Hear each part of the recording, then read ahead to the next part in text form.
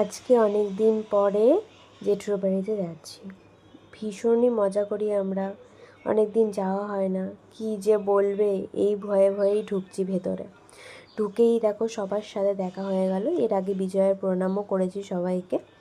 তো অনেক দিন পর সবার সাথে দেখা হয়েছে, ভীষণই খুশি, ভীষণই অনেক দিন পর। তারপরে গানের রিহার্সাল শুরু হয়ে গেছে, সবাই মিলে গান করছি। কোনটা ভুল করেছি যেটু সেটা ভুলটাকে ধরিয়ে দিচ্ছে। যাই হোক, তারপরে হট করে শ্রাবণ্যদা হচ্ছে জেঠুর ছেলে। তার মেয়ে ফোন করেছে, মেয়ে না দাদা ফোন করেছে। তো একটা এখানে ওর সাথে কথা বলছি, ভীষণ মজা ঠাট্টা করছি।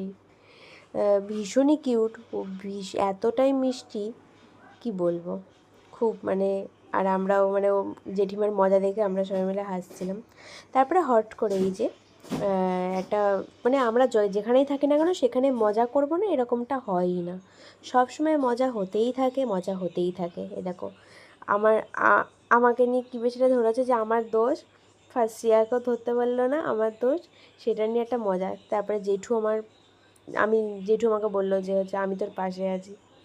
আর এটা তো সবসময় মুখ ঢুকিয়েই থাকে, লুকাবে। তারপরে গানের রিহার্সাল করছি, আমরা ভীষণই মজা করে গানের রিহার্সাল করি।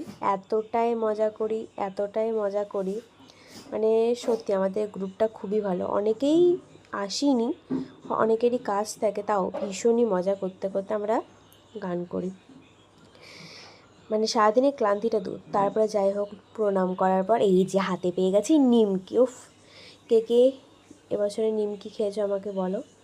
তারপরে গেছিলাম একটা বন্ধুর বাড়িতে, তো তার দিদিকে দেখতেও গেছিলাম। তো সেখানে কাকিমা আমাদের সবাইকে ফুলকো লুচি, মিষ্টি আর পনির দিয়ে দিয়েছে। তারপরে দিদির সাথে মজা করছিলাম, দিদিকে দেখালাম না, দিদি যেহেতু সাজিয়ে গুজিয়ে নি তাই দিদিকে দেখানো হয়নি। খেলাম দিলাম, তারপরে বেরিয়ে গেলাম, টাটা।